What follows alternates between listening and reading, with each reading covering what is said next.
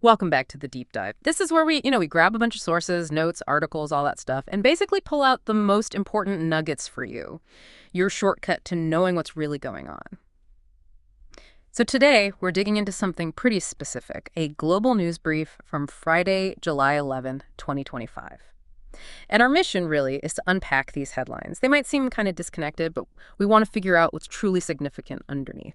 Okay, let's unpack this. Exactly. And the goal here is to help you connect those dots, to sort of see the bigger picture behind the daily news churn, right? So you get the clarity without feeling totally buried in information. Because even a quick brief like this, it can tell you a lot if you look at it the right way. Okay, let's dive straight in then.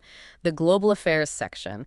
This really kicks off with a bang. First thing listed, former U.S. President Donald Trump, he's announced planning to use presidential authority to send arms to Ukraine.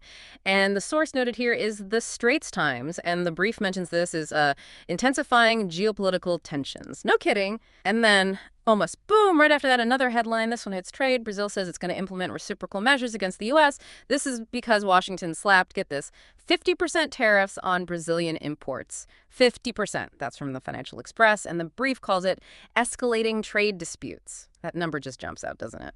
It absolutely does. And what's fascinating here is, well, it's the immediacy, isn't it? Yes. These are big, high-level reactions coming fast. These aren't just, quiet diplomatic notes. They're very direct actions. Take Trump's plan using presidential authority like that. It avoids the whole congressional debate, which can be slow. It shifts things towards quick executive moves, which adversaries might see as more of a unilateral thing, maybe less of a unified Western stance. And Brazil's response, that 50% tariff, it's not just escalating, it's almost punitive, wouldn't you say? It's punitive, yeah. That feels right. I mean, a tariff that high basically makes those imports non-competitive overnight. Yeah. It suggests talks have completely failed, and it shows they're willing to take an economic hit themselves to make a political statement. It sets a pretty aggressive tone for how trade disputes might play out going forward. That's a really good point. It feels like the old playbook is kind of being tossed aside. Less soft power, maybe more blunt force. So, for you listening, why should you really pay attention to this beyond just the headlines? Because it feels like these aren't just isolated things, right? They're hints, strong hints, actually, of a global landscape that's shifting and shifting fast. Yeah. Major powers are making moves that really challenge how things were, and that could ripple out everywhere, trade, diplomacy, maybe even conflict. Are we seeing a new kind of flashpoint diplomacy where things just blow up quicker? I think that's a really sharp question, flashpoint diplomacy. Yeah. Because these actions do show a willingness to escalate fast. And that means less time, maybe less inclination for de-escalation. It keeps everyone on edge, doesn't it? Yeah, it really does. Actually, it means we all kind of need to stay vigilant to understand the potential fallout from these moves. All right. So from that global chess game, let's pull back and look inside the U.S. for a minute. How are these global waves, or maybe just separate domestic issues, affecting the U.S. economy and government? Because this next bit, here's where it gets really interesting. Travel and Tour World is reporting a huge loss for the American tourism industry, an estimated $30 billion in 2025. $30 billion! And they're blaming domestic challenges, which is striking because apparently there's a global travel resurgence happening elsewhere. What's going on here? And then right next to that piece of news, the Economic Times says Secretary of State Marco Rubio confirmed plans for staff cuts at the State Department. The official line is to enhance efficiency and focus. Well, this juxtaposition, it really raises an important question, doesn't it, about what's happening internally in the U.S., economically and governmentally. On one side, this massive tourism hit, $30 billion lost. Why? What are these domestic challenges? The brief doesn't say, but, for that kind of loss when global tourism is booming, it suggests something pretty significant is happening inside the U.S.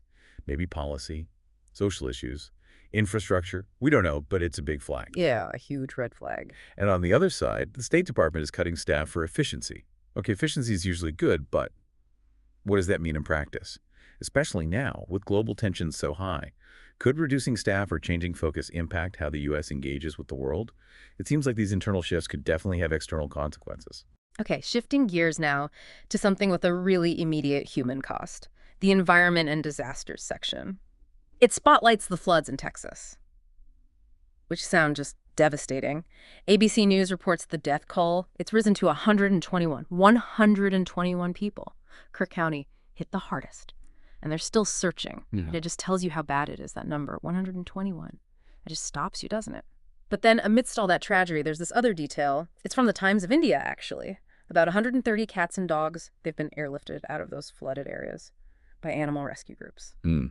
And if we connect this to the bigger picture, it really highlights two things, doesn't it? First, obviously, the sheer devastation these natural disasters cause, the immediate terrible impact. But second, it also shows that incredible community response that often emerges, people stepping up. Yeah. The efforts to protect everyone, vulnerable people and animals. Yeah. It's that human impulse, isn't it? Yeah.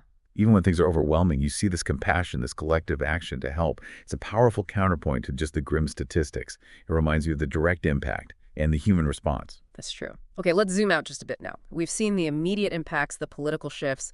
Let's touch on a couple of wider context points. First, a global awareness item. Today, July 11th, 2025, is World Population Day.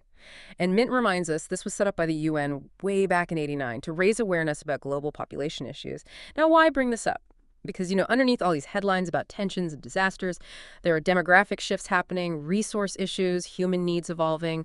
Population trends are kind of the bedrock context for everything else, aren't they? It's the human backdrop. And then just a quick check on the markets, a specific data point from the brief. NVIDIA, stock ticker, NVDA, closed at $164 USD yesterday, July 10th. That was up slightly, 0.70% from the day before. Why pull out one stock? Well, NVIDIA is seen as a bit of a bellwether, right, for AI, tech, innovation generally. Right, a leader in that space. So its performance, even just a daily snapshot, can give a little hint about investor confidence in future tech growth, which is, another important undercurrent in the world right now.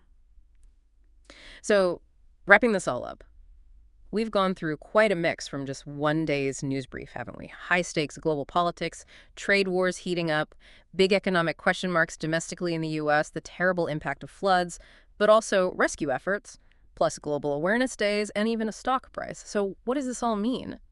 Well, I think it just reinforces that even a quick look at the headlines, if you really examine it with some context, can offer some deep insights. These things that seem separate, Trump's announcement, Brazil's tariffs, the Texas floods, even the NVIDIA stock price, they're actually all threads in this much larger interconnected global tapestry. They affect daily life, often in ways that aren't immediately obvious. Trade issues impact prices, disasters impact communities everywhere eventually, tech shifts change jobs. Yeah. It's all linked. It really is. Everything's connected. Yeah. And understanding those connections, or at least trying to, is kind of key to making sense of it all. Which leads us perfectly into our final thought for you to chew on.